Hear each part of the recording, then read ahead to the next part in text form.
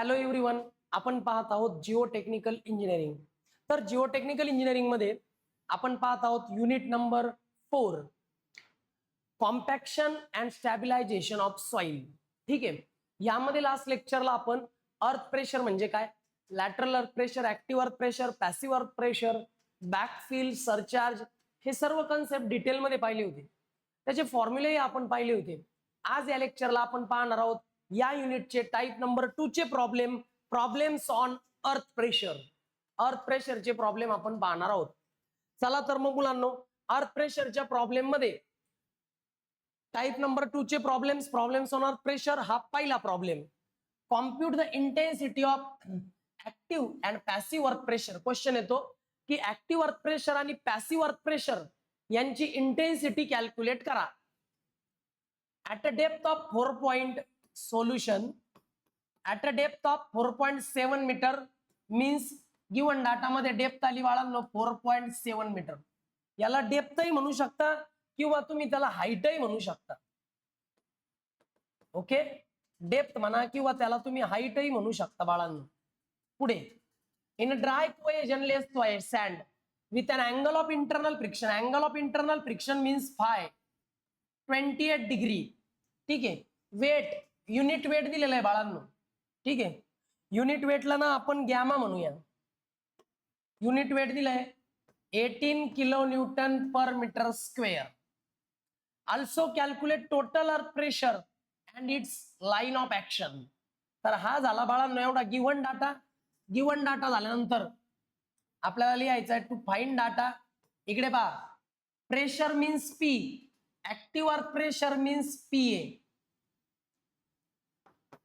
pressure means P, passive earth pressure means PP, and total pressure is called as P, and its line of action सुद्धा आपल्याला calculate करायची. तर अशा पद्धतीने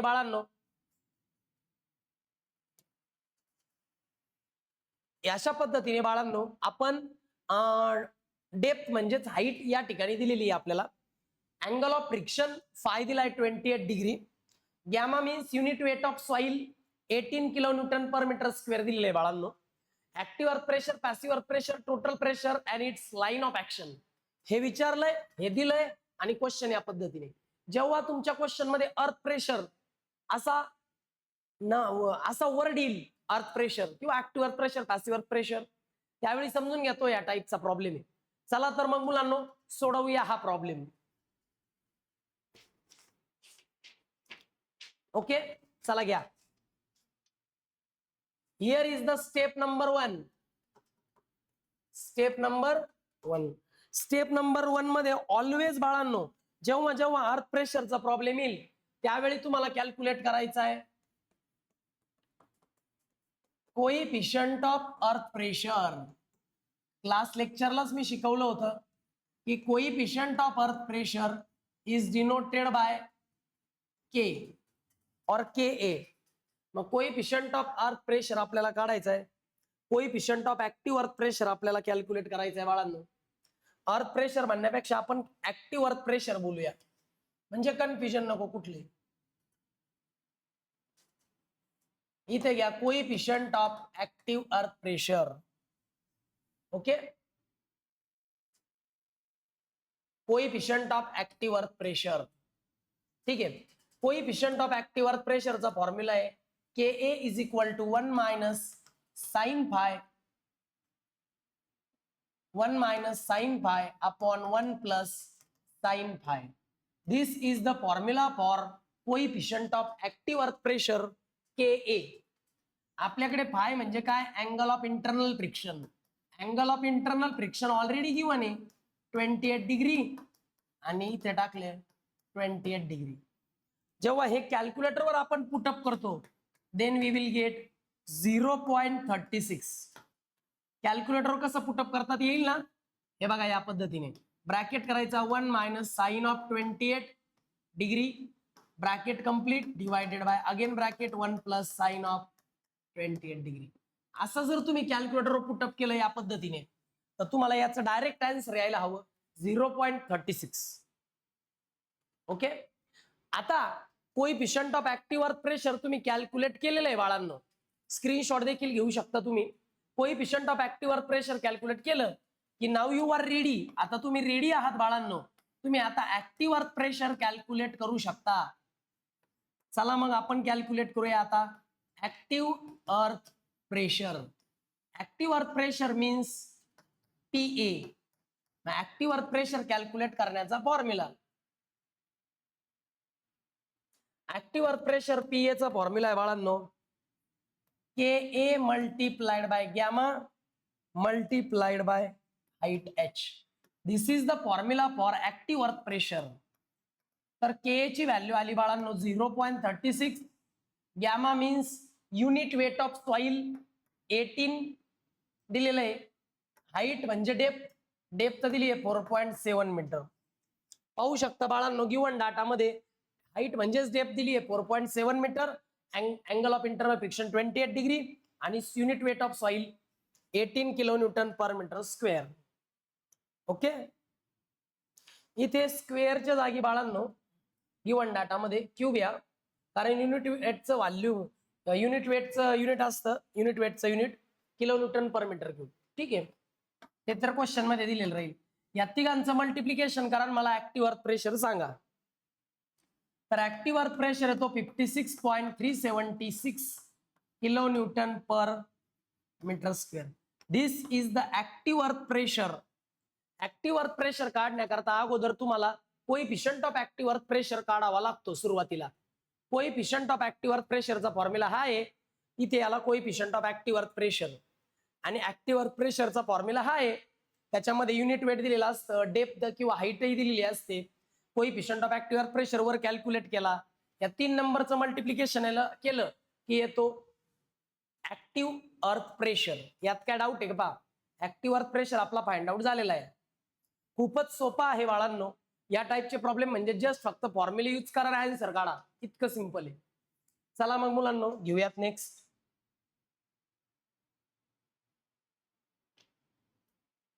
ठीक आहे, इथे खाली घेतो बाळांनो, कारण पुढच्या पेजवर याच्यावर नेक्स्ट क्वेश्चन आहे. आता स्टेप नंबर 3 ला काय करू आपण, आपल्याला पॅसिव्ह अर्थ प्रेशर काढायचं आहे ना, त्या अगोदर काढूया coefficient of passive earth pressure.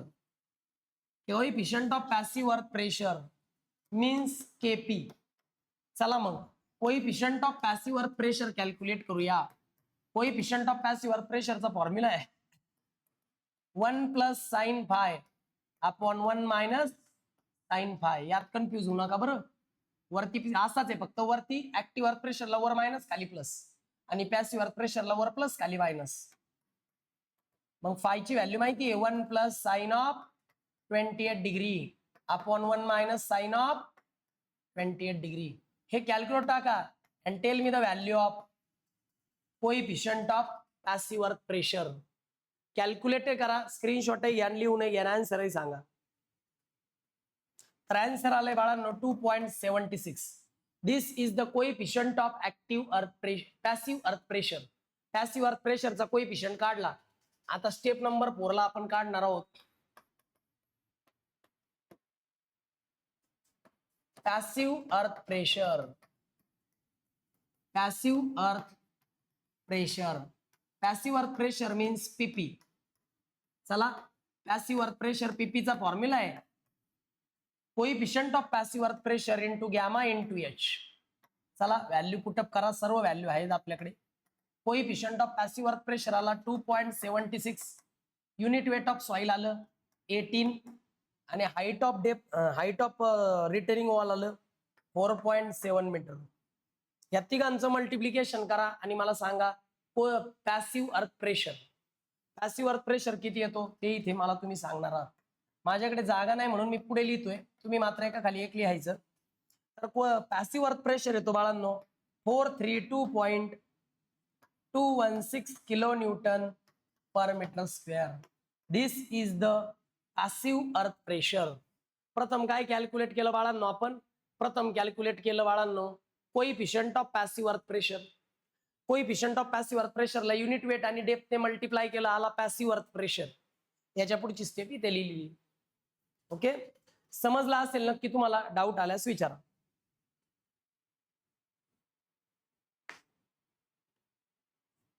Okay. आता पुढे विचारलं होतं आपल्याला टोटल ऍक्टिव्ह प्रेशर. चला मग बाळांनो, जागा नाही तर मी पुढे जाणार आहे, तुम्ही याच्यावर स्क्रीनशॉटही मारून घेऊ शकता बाळांनो. ठीक आहे, घ्या बरं मुलांनो. चला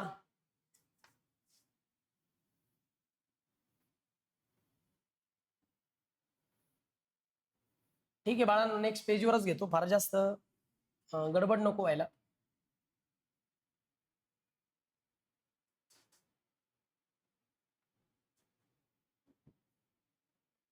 घ्या मुलांनो, स्टेप नंबर 5 घ्या. या स्टेप नंबर 5 मध्ये आपण काढणार आहोत टोटल ऍक्टिव्ह प्रेशर. चला टोटल ऍक्टिव्ह प्रेशर काढूया. टोटल ऍक्टिव्ह प्रेशर जर काढायचं असेल तर त्या टोटल ऍक्टिव्ह प्रेशरला आपण पीटी म्हणूया. फॉर्म्युला आहे 1/2 into K A into gamma into height एचचा स्क्वेअर इंटू लेंथ. आता टोटल प्रेशर, आता बाळांनो ज्यावेळी आपण टोटल प्रेशर फाइंड आउट करतो, ठीक आहे, टोटल ऍक्टिव्ह अर्थ प्रेशर, तेव्हा तो फाइंड आउट केला जातो पर युनिट लेंथ.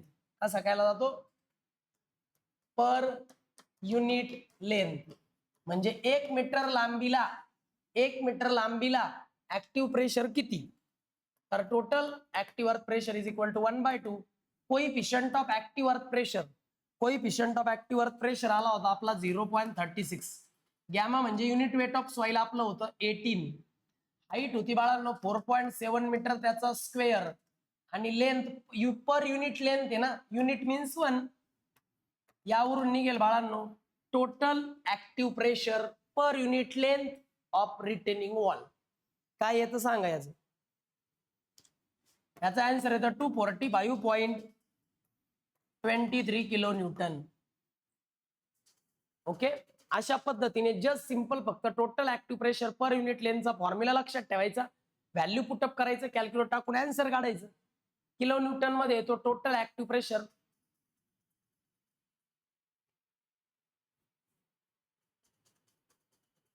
ओके, आला हात बाळांनो इथपर्यंत? ओके. आता अजून एक गोष्ट विचारली त्यांनी विचारलं की त्याची लाईन ऑफ ऍक्शन काय आहे, या टोटल ऍक्टिव्ह प्रेशरची लाईन ऑफ ऍक्शन काय आहे. देन सी हिअर, आपण स्टेप नंबर 6 ही करू शकतो, त्याची लाईन ऑफ ऍक्शन काढू शकतो.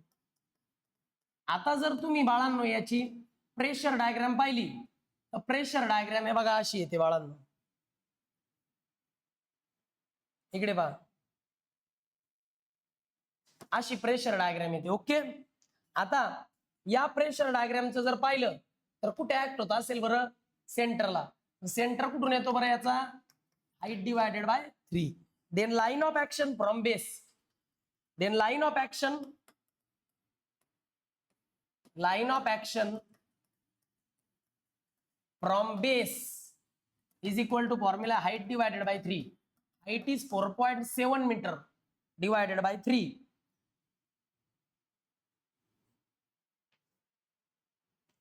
Height is 4.7 meter divided by 3. याला डिवाइड करा मुलांनो, तुम्हाला आन्सर मिळेल.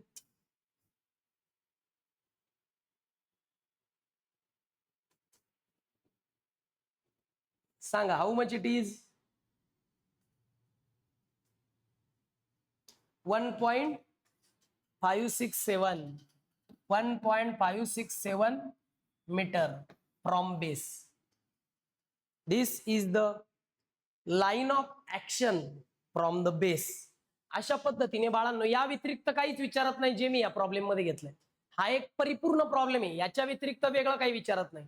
पहिल्या याच्यात तुम्हाला ऍक्टिव्ह अर्थ प्रेशर काढताना coefficient of active earth pressure, मग त्यावरून ऍक्टिव्ह अर्थ प्रेशर, मग coefficient of passive earth pressure, मग त्यावरून पॅसिव्ह अर्थ प्रेशर कॅल्क्युलेट करायचं आहे.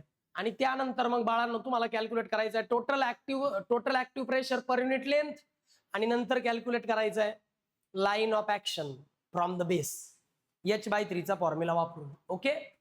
चला मग बाळांनो समजलं असेलच. आता आपण नेक्स्ट प्रॉब्लेम पाहूया. चला घ्या बरं मुलांनो नेक्स्ट प्रॉब्लेम.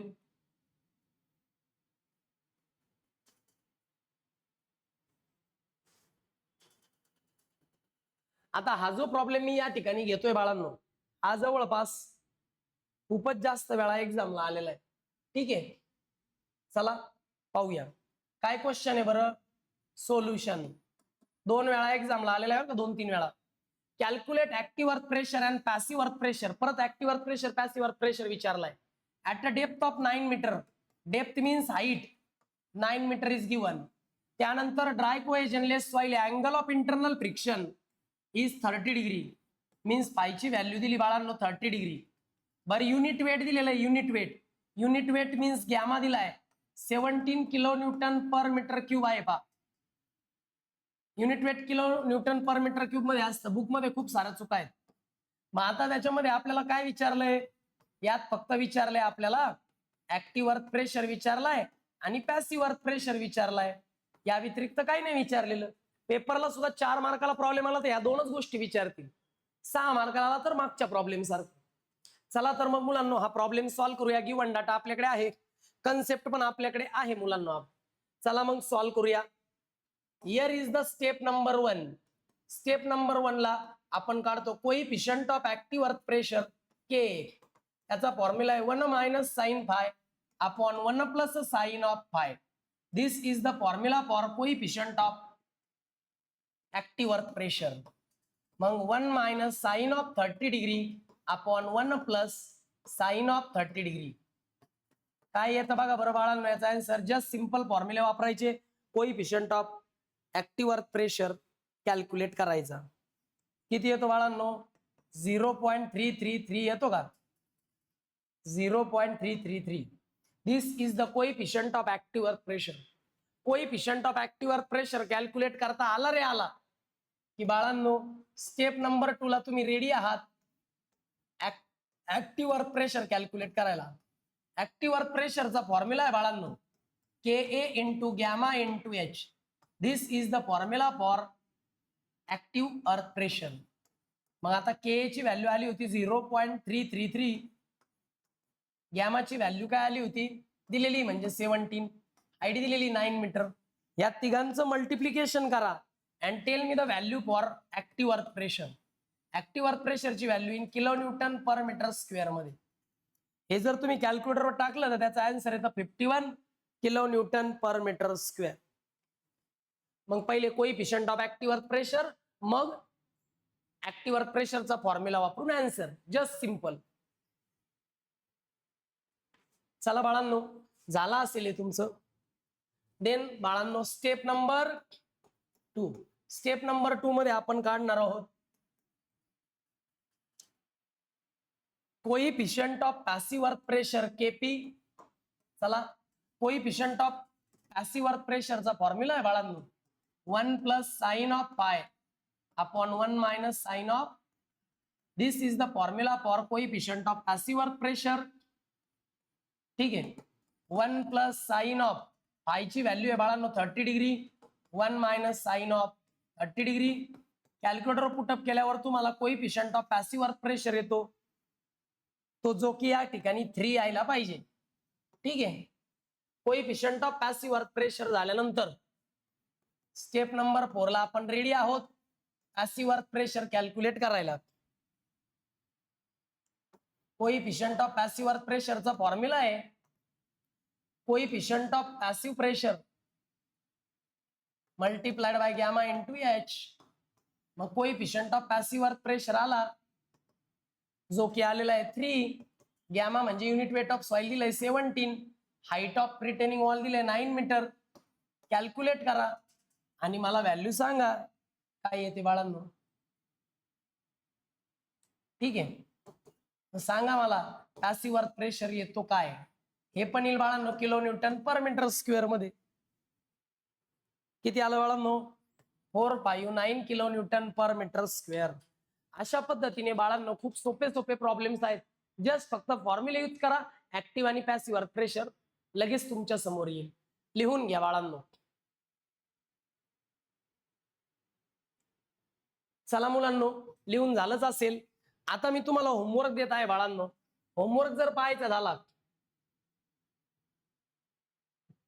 तर हा एक प्रॉब्लेम आहे बाळांनो जो सिमिलर आहे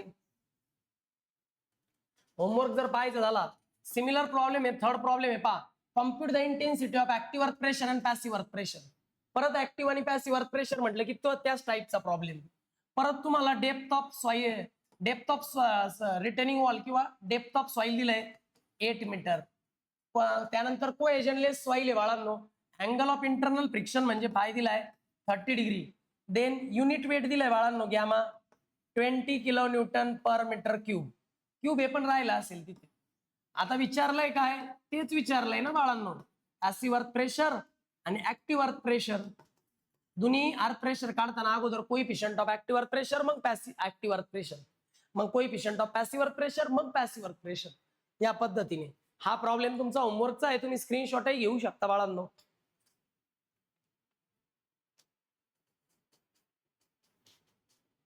मी जे प्रॉब्लेम देतोय ना बाळांनो, तुम्ही फक्त ते प्रॉब्लेम करा, बाकीचं काहीच करू नका. जे मी देतोय तेच बेस्ट आणि परफेक्ट. ठीक आहे. होमवर्कला बुकमध्ये अजून काही प्रॉब्लेम्स आहेत बाळांनो, जस्ट सी हिअर. बघा क्वेश्चन नंबर आहे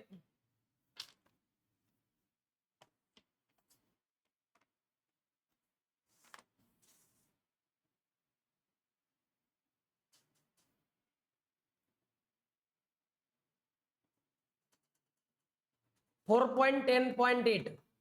हा प्रॉब्लेम असाच सोडवायचा आहे. 4.10.9 तो पण तसाच प्रॉब्लेम आहे सिमिलर वेने.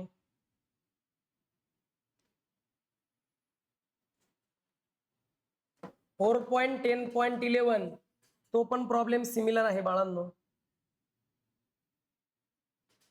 4.10.13 तो पण प्रॉब्लेम सिमिलरच आहे मुलांनो. त्यानंतर 4.10.14 तो पण प्रॉब्लेम सेम. एक दोन प्रॉब्लेम थोडेसे ऑड आहे, पण ते तुम्ही नाही केले तरी चालतील, कारण त्याविषयी जास्त काही प्रॉब्लेम्स एक्झामला विचारलेले नाहीयेत. पण हे जे आहे ते सगळे रिपीटेड आहे आणि ऍक्टिव्ह अर्थ प्रेशर पॅसिव्ह अर्थ प्रेशरवरच जास्त प्रॉब्लेम आले. तर या ठिकाणी ऍक्टिव्ह अर्थ प्रेशर आणि पॅसिव्ह अर्थ प्रेशरचे प्रॉब्लेम सोडवताना जर काही डाऊट आला तर मला नक्की कॉलवर विचारा, आपण ते प्रॉब्लेम नक्कीच घेऊयात. नेक्स्ट लेक्चरला नेक्स्ट टॉपिक पाहणार आहोत आपण, सॉइल स्टॅबिलायझेशन. तेव्हा नक्की ते लेक्चर करा. Okay, bye students.